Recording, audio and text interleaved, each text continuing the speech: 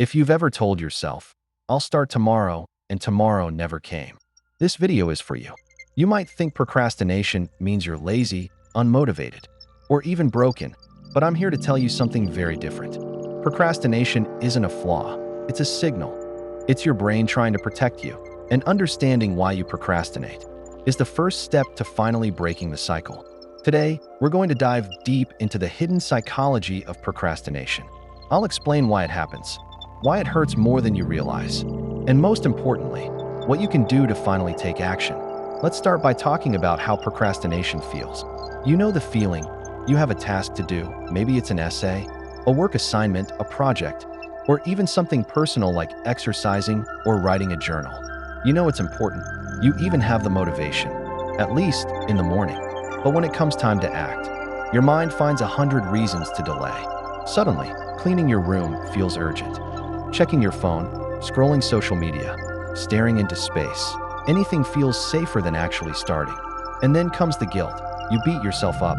You promise yourself you'll start tomorrow. But tomorrow comes, and the cycle repeats. This is not laziness.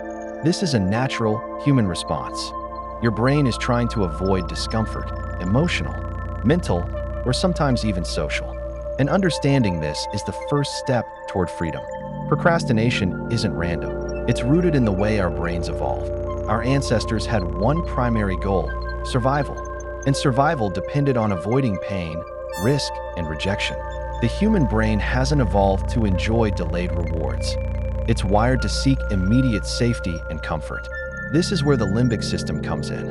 It's your emotional brain, the part that reacts quickly to danger, real or perceived. When your limbic system senses discomfort, whether it's fear of failure, fear of judgment, or even just feeling overwhelmed, it triggers avoidance. That avoidance feels good momentarily because it relieves immediate anxiety. But over time, it creates a pattern. You learn, avoiding this task equals feeling safe right now. And the more you avoid, the stronger this pattern becomes. Meanwhile, your prefrontal cortex, the rational, goal-setting part of your brain, knows what you should do. It tells you, start now, make progress. But the limbic system whispers, not yet, it's too hard, wait. This constant tension between desire and fear is what procrastination really is. A battle between your rational mind and your protective emotional mind. Now let's talk about the emotional triggers. Procrastination is rarely about laziness. It's about fear, fear of failure, fear of rejection, fear of being judged, fear of not being good enough, fear of discomfort. Every time you procrastinate, your brain is trying to protect you from these uncomfortable feelings. Think about schoolwork. You have a big assignment due, but you're afraid it won't be perfect. You delay. Or maybe it's a work project, and you fear your ideas might be rejected. You put it off. Or maybe it's a personal goal, like starting a business, learning a skill, or even exercising. You know it would benefit you, but the discomfort of starting, of risking imperfection, makes you delay. Procrastination is essentially a fear management system. Your brain thinks it's keeping you safe by helping you avoid short-term pain. But here's the irony. Avoiding the task increases long-term stress. The guilt, anxiety, and tension build, creating a cycle that is hard to break. Let's break down this cycle.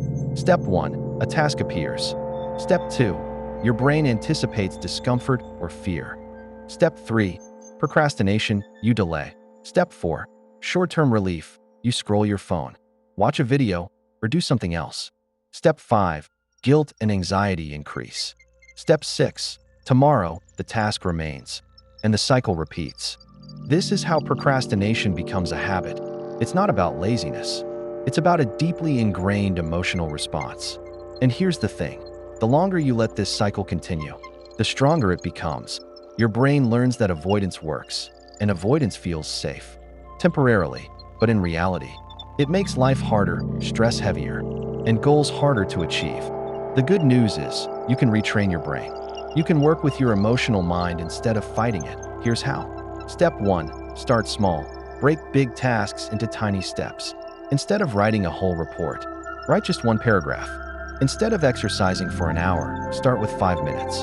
Your brain perceives this as low risk, so the limbic system doesn't feel threatened. Step 2. Name the fear. Identify exactly what you're afraid of. Fear of failure? Rejection? Overwhelm? Naming it reduces its power. Step 3. Reward progress. Even tiny wins trigger dopamine, which makes your brain feel good about action. This is how you create positive reinforcement. Step 4. Design your environment. Remove distractions. Make starting easier. Keep your phone out of reach. Your workspace organized. And your first step extremely simple. Step 5. Practice self-compassion. Guilt only strengthens avoidance. Accept imperfection. Remind yourself that starting imperfectly is better than not starting at all. Think about it. All those tasks you've been avoiding have been piling up. But procrastination is not a wall, it's a gate. Understanding why you delay gives you the key. Start small. Start imperfect. The first step is always the hardest. But every action, no matter how tiny, rewires your brain. Every task you complete chips away at that emotional barrier, slowly turning fear into action. Imagine writing that first sentence you've been avoiding. Imagine finally sending that email you've been scared of. Imagine taking one small step toward a goal that has felt impossible. That's how change starts. You are not lazy. You are not broken. You are human. Procrastination is a sign your brain is protecting you. And now, you know the truth. Use this knowledge. Start small. Take action. And if this video helped you understand your mind a little better, hit that subscribe button, because we're just getting started uncovering how your mind really works.